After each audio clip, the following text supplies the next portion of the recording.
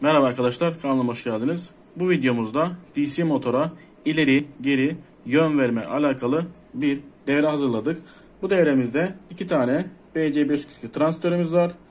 Mercimek kondansatörümüz var.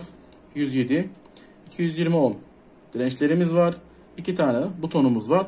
Basit devre ile iki buton yardımıyla arkadaşlar şu şekilde motorumuza ileri geri yön verebiliriz. Bakın. Sağ butona bastığımız sağa, sol butona bastığımızda sola dönüyor.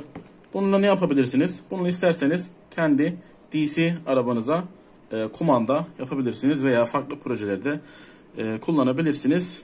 Video başlamadan önce videoyu beğenirseniz, kanalıma abone olursanız sevinirim. İyi seyirler.